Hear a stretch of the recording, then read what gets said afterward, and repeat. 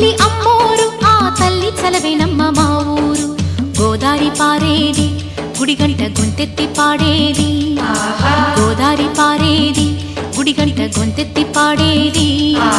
ధాన్యం పండేది ధర్మం బతికేది ముత్తైదు బొట్టల్లే ముద్దొచ్చే సూర్యుడు పొద్దున్నే పొడిచేది ఆ దేవి దయ